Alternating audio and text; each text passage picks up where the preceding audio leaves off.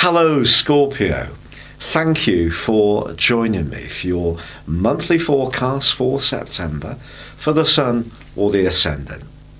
If you've yet to subscribe to my channel, I'd be delighted if you did so now. This month offers rich potential for your zodiac sign. Part of the reason for this, Scorpio, is that your two ruling planets are set to be so influential. Your traditional ruler is Mars, but in modern astrological thinking, Pluto has come into play too. These are known as your co-regents. Now, from the 1st to the 12th of this month, the Sun is combining with Mars in a conjunction. Here we have the Sun, which is in your sector of future planning, highest hopes, the more idealistic side of your thinking, anything to do with friendships and group associations, coupled with Mars, is giving you extra motivation and drive. So if you are clear about what you want for your longer term future, Mars in this relationship with the Sun is going to give you so much more get-go. But equally, this month sees Mercury and Venus combining superbly too. And in week 2, they come together in an exact conjunction also in your 11th solar house. Now this is a lot more frivolous and playful, and even if you're someone who's a bit quieter, you may find yourself wanting to accept somebody's invitation and go and have some fun. You could even find that a friendship can develop into something perhaps a little bit more. There could definitely be some kind of romantic overtone. But generally speaking, this combination of energy can make the first 2 weeks of this month very upbeat, very lively, and give you the chance to network and interact with people with a great deal of success. Now on the 6th of the month, there is a quarter moon. This quarter moon occurs in your 2nd solar house in Sagittarius, and it's just cautioning you that when it comes to your friendships and group networks and interactions, that you just keep your sense of values clear in your mind, because you could be meeting new people. And also Jupiter, located in Sagittarius all this month, is in a right angle with Neptune. So there is a part of you that could be tempted to splash out a little bit on anything that brings you any kind of creature comforts, or it could be that you're just going to enjoy good food and good wine, but there could be a tendency to perhaps overdo it a little bit. But I do feel if you can keep a crystal clear perspective on what you want to achieve, then if you do give yourself permission to have a few nights of fun, frivolity and sociability, why not? They will be the perfect complement. Now from the 10th through to the 16th, the Sun is forging a highly influential link with your modern ruler of Pluto. When these two get together, they can trigger change, but change in a positive way. Sometimes change appears to be inflicted upon us against our will, but here is the chance for renewal. You can change at an inner level, or maybe it's your physical circumstances are going to change. Because the 3rd house, where Pluto is, concerns your thinking and to some degree some of the values that you hold dear, it wouldn't be a surprise if you were having lots of vibrant conversations or learning new information which informed your outlook. It's also possible as Mars forges an amazing link with Pluto from the 16th to the 24th. This is your two rulers coming together, that your motivation to achieve a longer term hope can be absolutely awesome. It's almost like you could literally pull mountains apart with your bare hands. Such is going to be your motivation. It's really exciting stuff.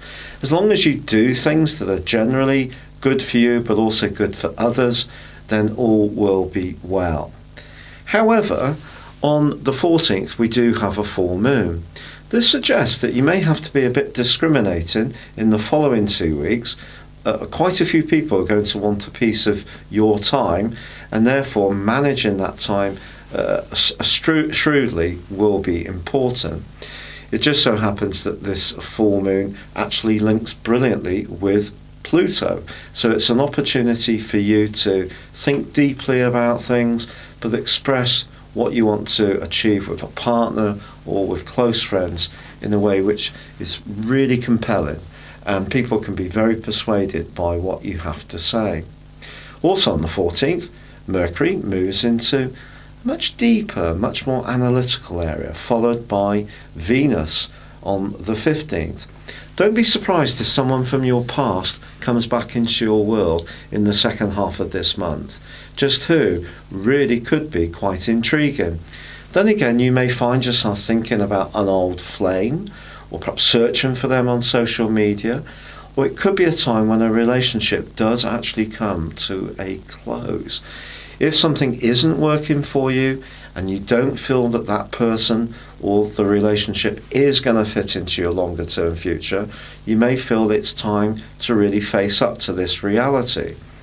But with Saturn ending a retrograde on the 18th, starting to go forwards in the sign of Capricorn, I think if you have felt a sense of inhibition around even moving around, if you felt any muscular cramps, or you've suffered with any kind of restrictive illness, or there's been some kind of issue with a mode of transport, or you've just felt much less in the mood to flow over those 5 or more months when it comes to your ideas, I think things will get so much easier this month. You're really going to be moving back into top form. It is true that on the 23rd we have the autumn equinox. We're at the midpoint of the astrological year, and the sun moves into the sign of Libra, the one that precedes yours. There's a new moon also on the 28th, and if you find yourself just stepping back a little bit from all that social hubbub that's dominated so much earlier in the month, it can be a great time to take a breather, have a pause, because you're preparing yourself for when the sun enters your zodiac sign in week 3 of October. But as the month comes to a close, both Venus and Mercury are collaborating beautifully, and somebody could tell you something that is absolutely to your advantage. It could even be that you have a surprise windfall. This could come from someone giving you the inside track on a job, or perhaps a tip about something that could be speculative but of interest to you, or perhaps you can fall back on past resources and experiences in a way which can enrich you positively. But there is the chance to do better financially as this month draws to a close, but just how could prove to be a bit of a surprise. So you can see that this month does have a rather split dimension. Part of it's very sociable, very go-getting, very much to do with your future. And the other half, certainly the last 10 days, is much more about consolidation, reflecting on what the last year has meant for you. Just sorting the wheat from the chaff, becoming much more conscious of who you can really trust and rely upon. But it will be a month when something that's hugely important to you can truly come to pass. It has been a real pleasure being with you. If you'd like me to look at your personal situation based on your time, date and place of birth, why not check out my personal horoscope store below. You can buy a combination of your character analysis and forecast with a 30% discount, or even book a live one-to-one reading with me. But for now, good luck and goodbye.